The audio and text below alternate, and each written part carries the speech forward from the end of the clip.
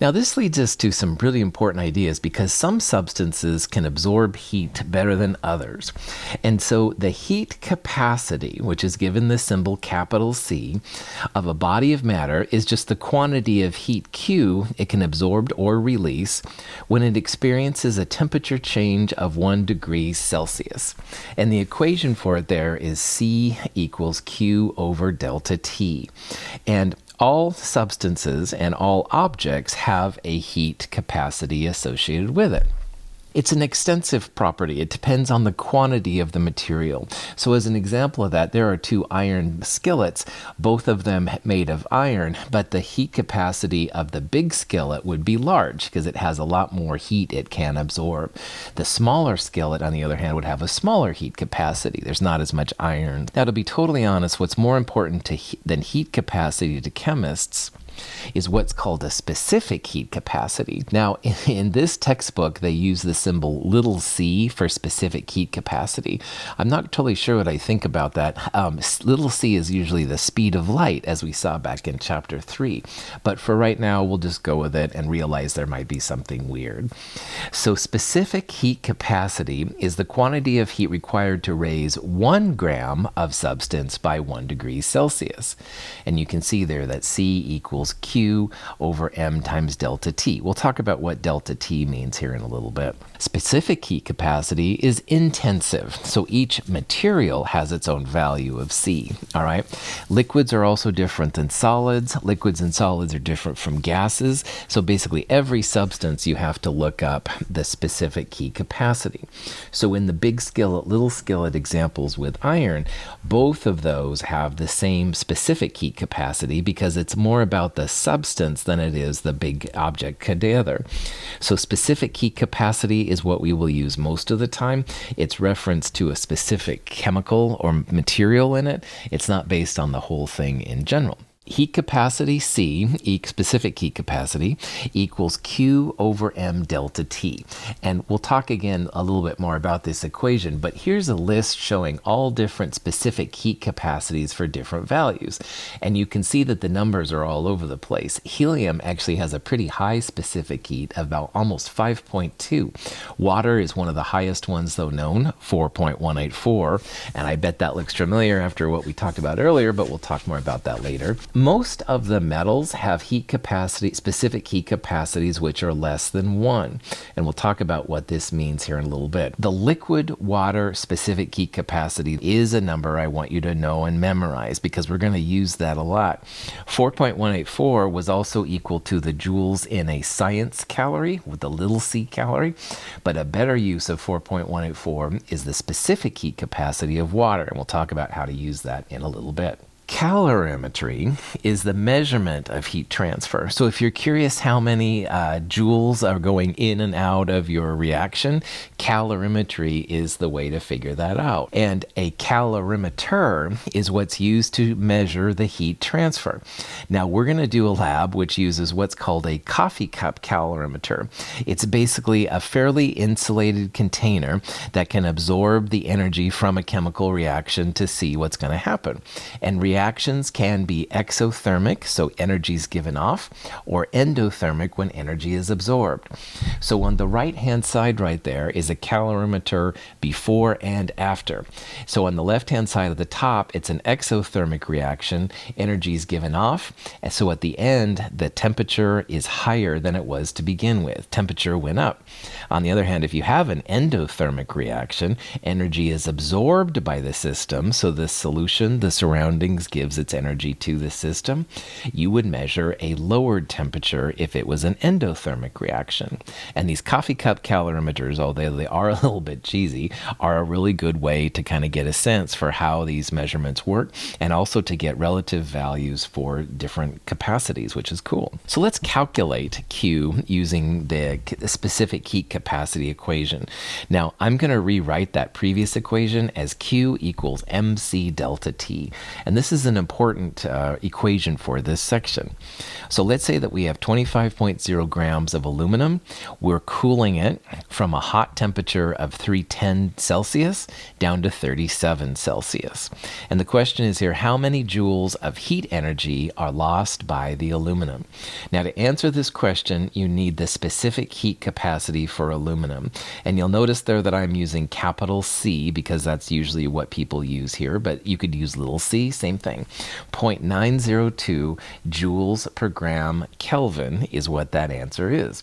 And what that says about aluminum is that it takes 0.902 joules of energy to raise 1 gram by 1 Kelvin. We can use this information and that equation to calculate the joules. We're going to solve for Q here. So knowing that Q equals mc delta T, one thing I haven't talked about yet is delta T.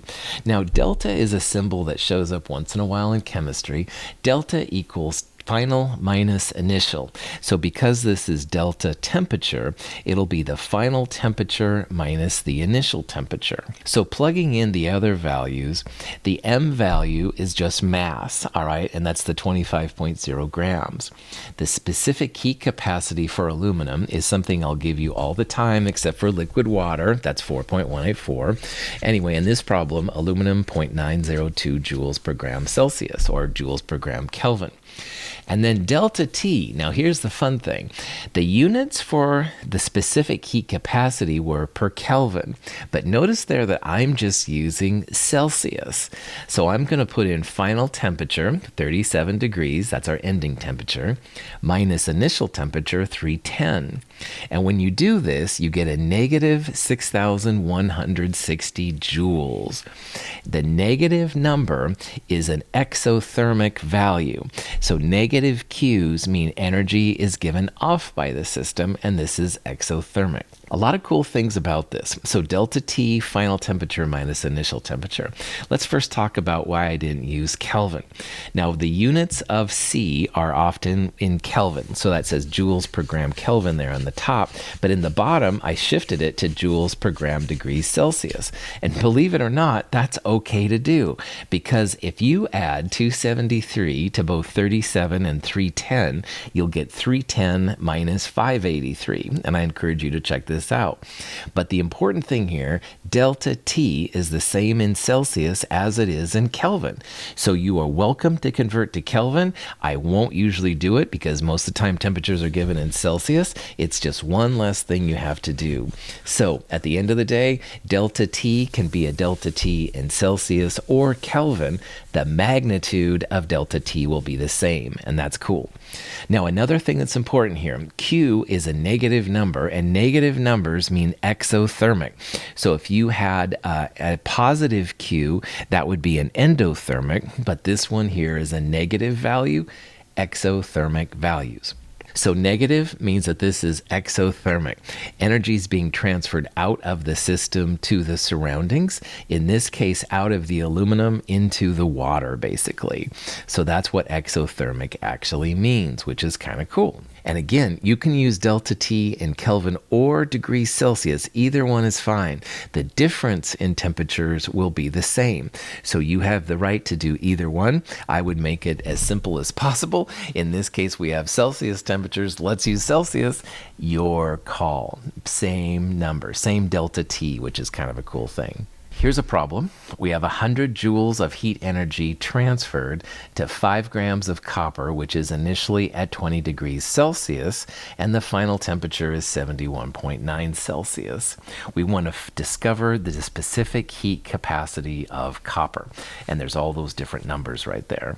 So this is how they actually calculate the specific heat capacities for these different metals.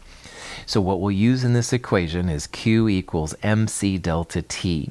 Q is energy, that's going to be 100 joules. M is mass, 5 grams. We're going to solve for the C, the specific heat capacity, and delta T will be final temperature minus initial temperature. I'm going to use Celsius. If you wish to convert to Kelvin, you can. Delta T for me would be 71.9 minus 20.0. Throw all this in your calculator and solve for C. It comes out to be 0.385 joules per gram Kelvin. Notice how it said the energy was transferred to, that's an endothermic transfer. If energy was transferred out of the copper, that would be a negative Q. So be a little careful of the sign of Q, but in this case it was transferred into it, so it's going to be a positive number. This is another kind of problem you'll see in this section. A piece of iron, which is 88.5 grams of it, at 77.8 Celsius, is placed in 244 grams of water at 18.8 Celsius. And the question is, what is the final temperature of the mixture? So I want you to visualize what's happening here. We have a hot piece of metal, 77.8 degrees Celsius, being placed in cold water, 18.8 degrees Celsius. And the question is, what's the final temperature of the mixture? So earlier we talked about how when hot and cold come together, you always end up at warm. So the warm temperature is going to be the temperature of both the water and the iron once this reaction is done. It's going to be the same value. And delta T, if you recall, is the final temperature minus the initial temperature. So we have the initial temperature of iron, 77.8. We have the initial temperature of water, 18.8. We're going to try and solve in this problem for the final temperature of the mixture. There's the heat capacity of iron, by the way, that we'll need that to solve for the problem. I would expect you to know the heat capacity of water, which we'll also need. That's 4.184 joules per gram Kelvin. Anyway, to solve this, we have to remember that all the energy and all the things, hot plus cold, all those things has to go to zero. We're not creating or destroying any energy. So in this case then, we'll use mc delta T for the iron plus mc delta T for the water equals zero. Because we're not, as I said, creating or destroying any energy, we're just redistributing it here from the iron and to the water essentially. The heat capacity of liquid water, as I said, 4.184. I do want you to know that number. And the final temperature, that warm temperature, is going to be the same for iron and water. The final temperature will be a temperature value above 18.8 Celsius, but it will be below 77.8 Celsius. So somewhere kind of in between the two of them. So what you can do, go back to this equation and start plugging in everything you have. So for this problem, 88.5, that's the grams of the iron. You multiply that by C, the heat capacity of the iron, 0.449, and you multiply that by delta T. Now, delta T is final minus initial for the iron. We don't know the final, but we do know the initial is 77.8. So final minus initial is where the negative comes in there. Now to that, we're going to add the mc delta T for water.